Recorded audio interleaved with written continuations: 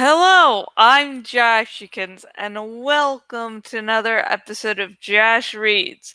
Tonight, we are continuing Animorphs number 4, The Message by K.A. Applegate. Mm-mm-mm. Okay, let's get serious. Let's get serious now. I've made up my mind what to do with you, Fisher 3 said. After this long chase, I am really quite hungry. He rushed at us. We rushed at him. Something dark came hurtling up from the ocean floor. Something dark and long and bigger even than the Mardrut. Whoomp! Bisharthy shuddered and stopped dead in the water. A second dark shape as fast as the first. Vroom, vroom. The great ones, I whispered. It's the whales! Marco yelled. There were 5 of them in the water. The 2 big males who had struck first had heads like sledgehammers. Sperm whales, 60 feet long, 65 tons, the weight of 50 cars. They had dived deep and come tearing up at awesome velocity to slam into the creature from an otherworld's ocean. The Mardrut was big. The Mardrut was strong. But nothing living can survive for long, being slammed by creatures weighing 130,000 pounds. Then the whale, my whale, because that's how I thought of him, began to lash the Mardrut with his tail. Hammer blows, hits that could have knocked walls down. Again and again, as 2 smaller females joined in and the 2 sperm whales circled back for another attack. Urgh! Mr. Three's cry of pain and fury echoed in my brain. He's retreating! Jake crowed. He's running! Rachel said, ha ha! I don't think Fisher 3 likes whales very much, Marco yelled. I don't think he likes them at all. The whales chased him for a while, but they let him go in the end. Whales are not very good at killing. They don't really have much of a talent for hating and destroying. My whale, the big humpback, returned in a few minutes and rested in the water beside me. I wanted to thank him, but as I said, whales don't think in human words or human thoughts. Still, I tried anyway. Thanks, big guy.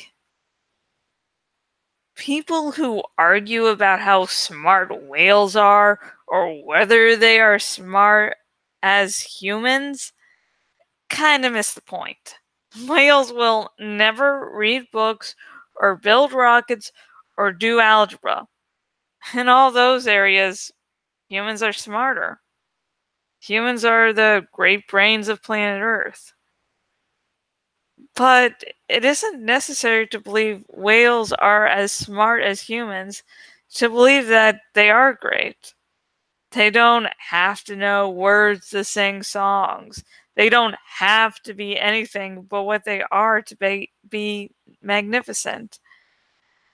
And even though I don't really know what a soul is, I know this. If humans have them, then so do whales. I wanted to thank him for responding to my call for help. I had a strange feeling as he opened his great heart to the dolphin mind that was in my own, that he hadn't come in response to me. I had the feeling, and that's all it was, a feeling, that in some way the sea itself had called him to respond to the presence of an abomination. Of course, I never told that to Jake or any of the others. They would have laughed.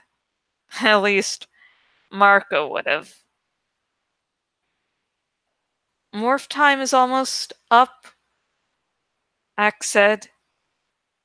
I think if we morph, the whale will carry us until we are ready to morph again, I said. So we morphed back to our human bodies. And Axe morphed his Andalite body, and we crawled up on the whale's huge back. I fell asleep. I know that sounds pretty incredible, but I did. I was exhausted, physically, emotionally, in every way you can be tired. I was tired. When I woke up, it was sunset. We were near shore. I could see the beach, and just a little farther down the shore, the mouth of the river. We were wet, of course, covered with splashing water and the spray from the whale's blowhole. It was a little cold, especially now that the sun was going down. But then again, I wasn't Fisher Three's lunch, so I wasn't going to complain. Jake was sitting cross-legged on the whale's back, smiling at me. "Someday, huh?" he said. I smiled. Yeah. We did it. We saved the Andalite. And we got out alive. Barely, I said. You know something? You were right. You trusted your feelings and we followed you and we're all safe. I nodded. Yes, I guess so. Only, as Marco would say, let's not do this again anytime soon, okay? Jake smiled his slow smile. It's fun being a dolphin, though, isn't it? I know you were worried about it, thinking maybe it wasn't right and all. I shook my head slowly. I'm still not sure it's right. I guess we don't have much of a choice. The Yeerks started this fight, not us. And after what Axe said, I guess it's not just about one species, human beings. It's about all the animals. It's about all of Earth. Jake nodded. I think if you could ask the dolphins, they would say it's alright to use them. Since what you're trying to do is save them. Nah, they would just think it was all a big game. They would never understand. We both laughed. Even if they could talk, the dolphins would never really understand what we were so upset about. We knew that better than anyone.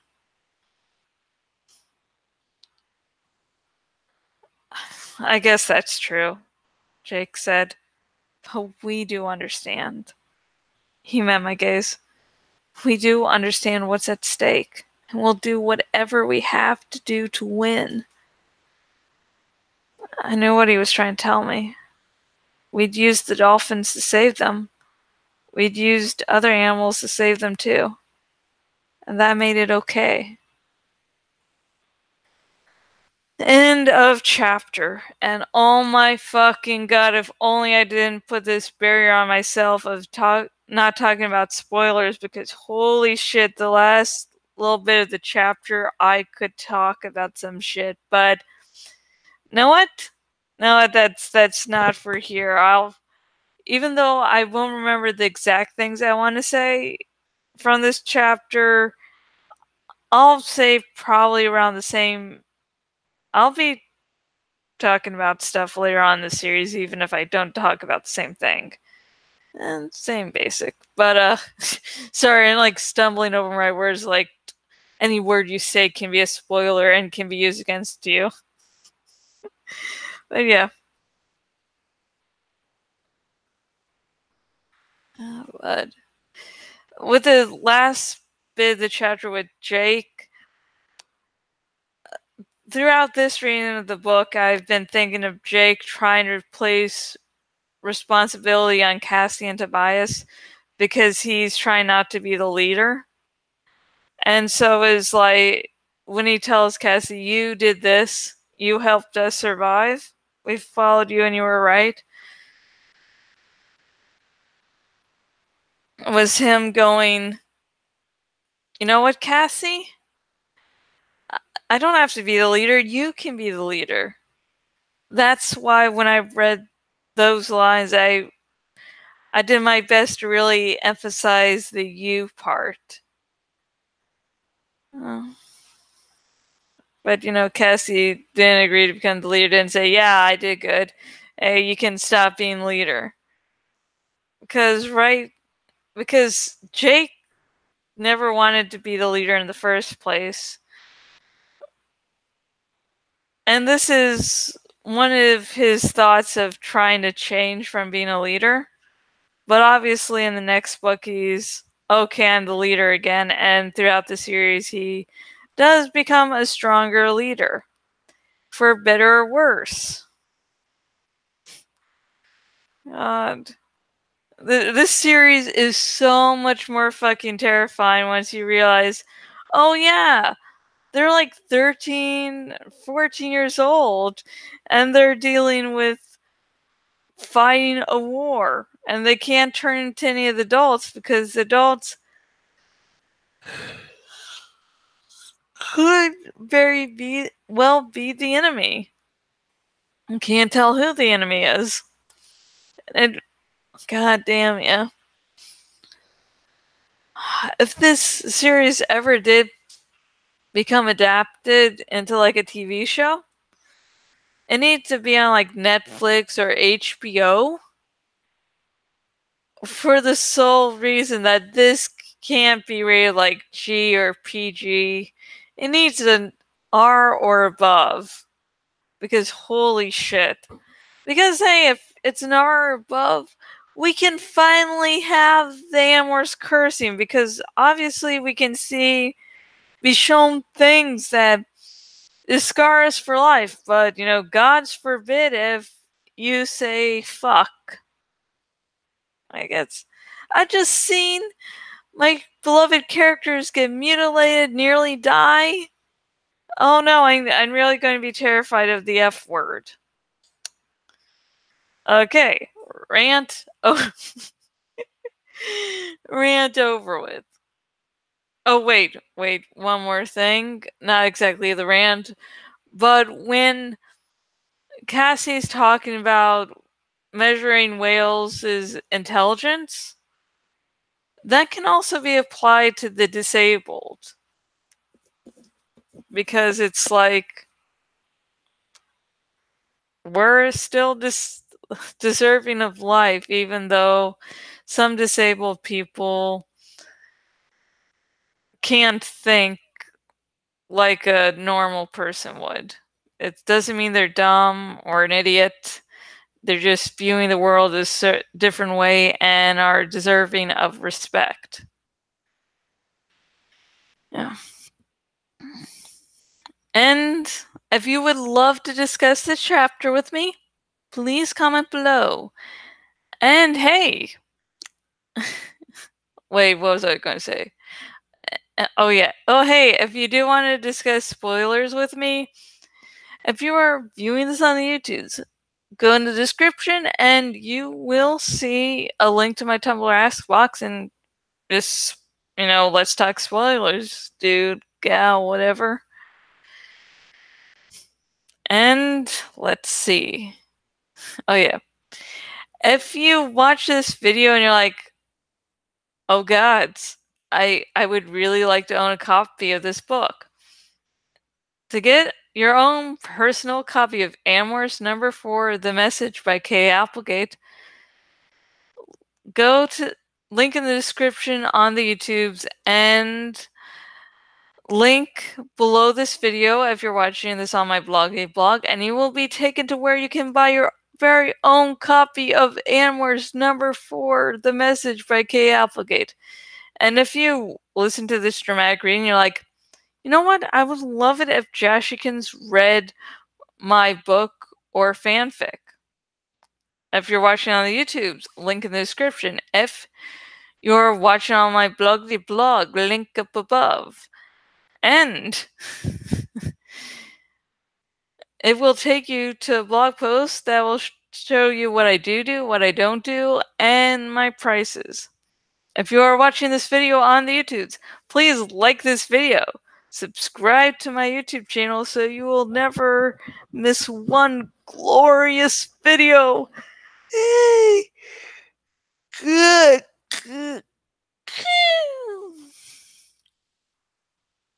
I make weird noises when I yawn and stretch. Don't judge me. Okay. And if you're watching this on my blog and watching on the desktop version of my blog, go use the follow by email option and never miss another blog post from me ever again. Yay! Oh God. And yeah, I think that covers all the bases there. Like, let's make sure. The real life segment. Okay. Or the yawning section, whatever it decides to be tonight. So, God, when I was growing up, I never really cleaned that much. I allowed clutter to form and everything. And so when I tell people, family and friends, that I actually like to clean up around the house and I go sort of stark raving mad about getting certain areas clean, it's like, holy shit, where you come from? What you've done with Jash? And of course my parents probably think, where the fuck was that all your childhood? I don't know. I think it's really making sure I keep this place, so wanting to be clean. Yeah. Now, I can't wait till after Rev Resner recovers from her surgery so that I can have another pair of hands really helping me out.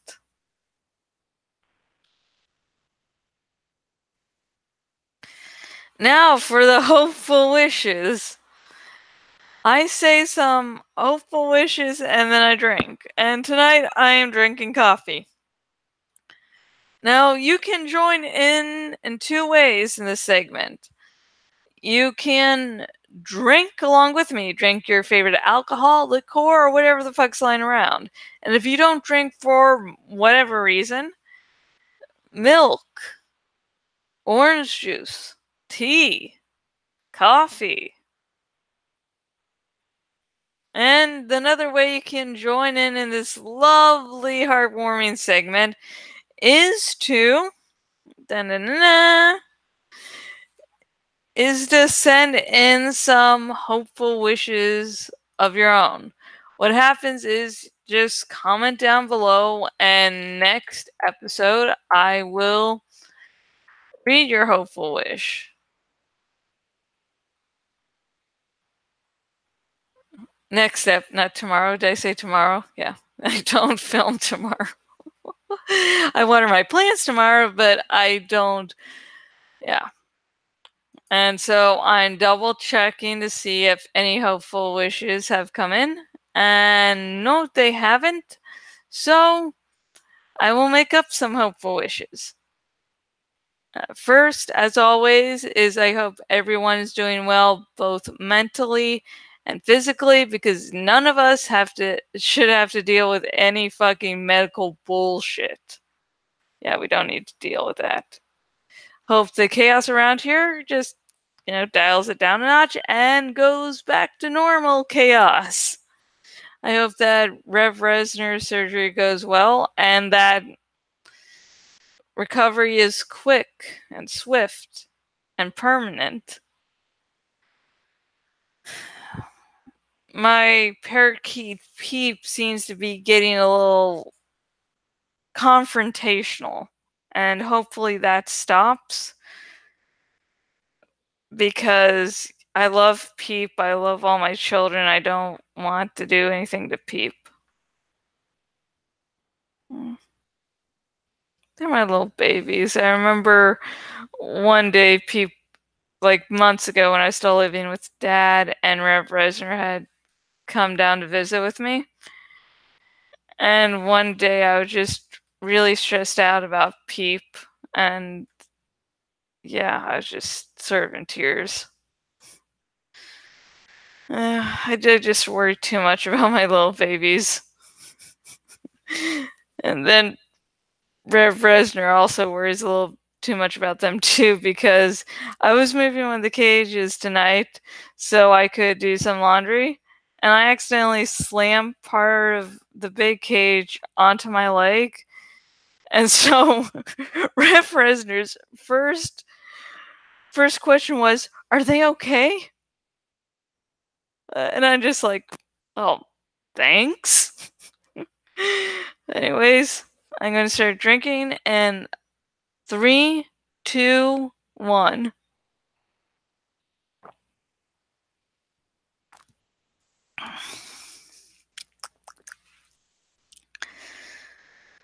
Okay, that's it.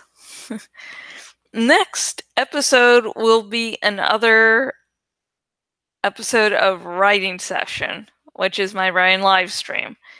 Now I'm going to start to make those episodes shorter so that I can be a little more lively, because I noticed, like, during the first maybe 30 minutes, I'm okay with liveliness. And then all of a sudden, I stop focusing on being entertaining and focus on writing. So I'm going to have to slow down a little bit just so I can be more entertaining to you guys. Okay.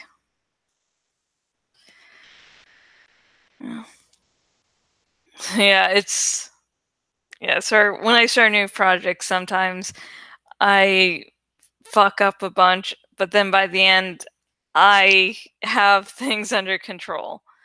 So anyways, next video will be another episode of writing session, and that will air on Wednesday. Again, the next episode will be another episode of writing session, and it will air on Wednesday. So please stay tuned during that day. And until next video, goodbye.